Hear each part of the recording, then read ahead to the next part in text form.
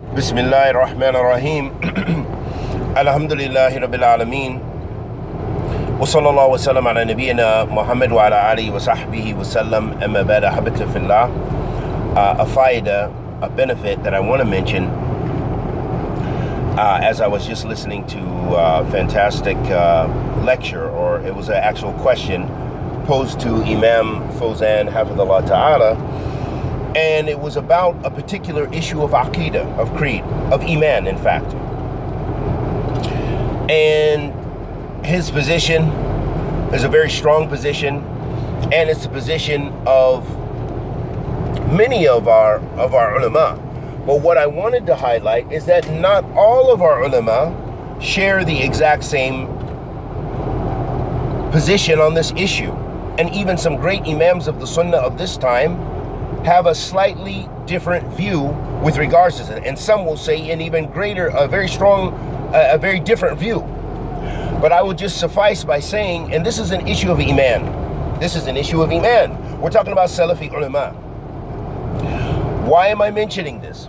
I wanted to highlight this, ahabatifillah, especially for those who have not had the chance to study, to understand that Ahl Sunnah will sometimes have differences and still refrain from making tabdi' of one another, and might say so-and-so akhta fi hadha mas'ala, so-and-so made a mistake in that issue.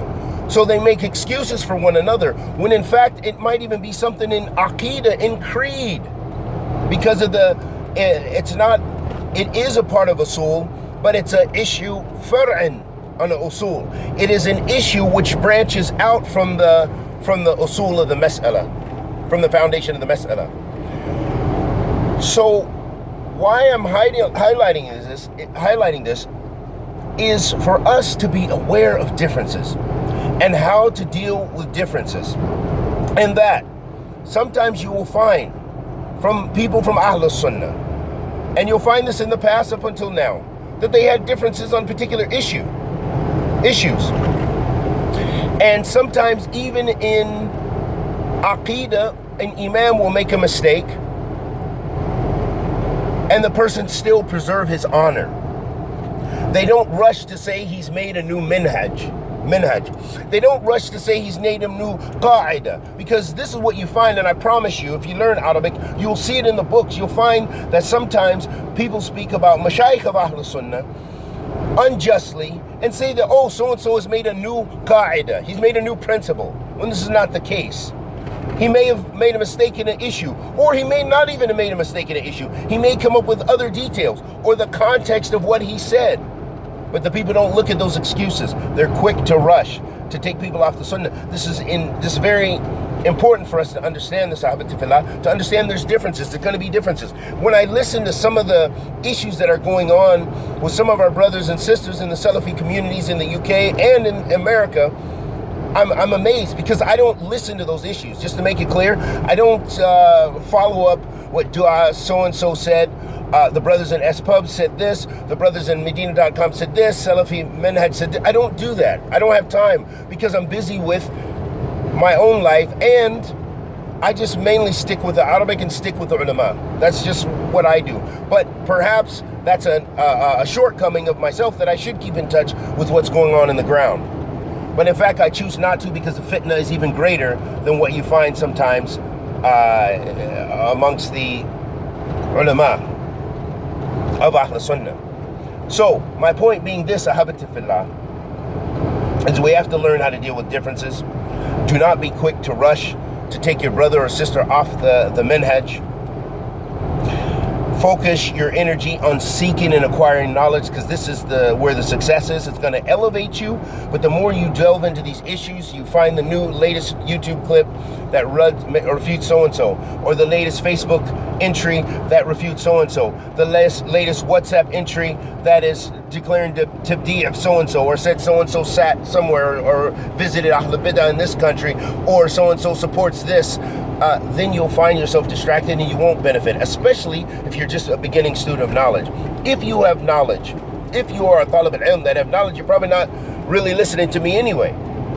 But I want to say that You have, that means I'm referring to those people who have the tools to be able to perhaps involve themselves to a limited extent with some of those differences by making a ruling, by saying, or by holding an educated position. But if you do not have the tools to make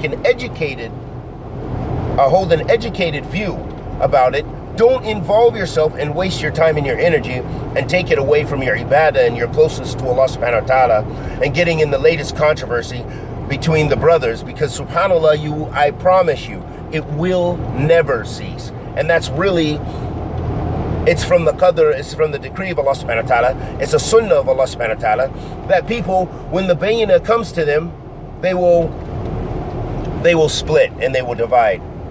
لم يكن الذين كفروا من أهل الكتاب والمشركين في نار جهنم.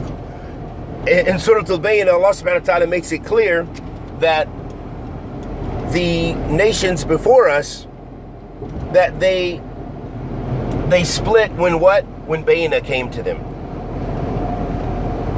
حتى يأتيهم البينة. Okay? حتى تأتيهم البينة. This is when they divided. This is when they split. This is when they had tafarraq. This is when a group from them went to dalal. And it's very important that ilm should be a way of coming closer to Allah, not in deviating and dividing from the sunnah of the Messenger of Allah sallallahu alaihi wasallam and from Ahl Sunnati wal Jama'ah. And we ask Allah the Almighty to accept our good and forgive our evil. Anything I said that was correct was from Allah Azza wa Jal. Anything I said that was incorrect was from myself, definitely, and the shaitan. Wa sallallahu wa sallam ala nabiyyina Muhammad wa ala alihi wa sahbihi wa sallam.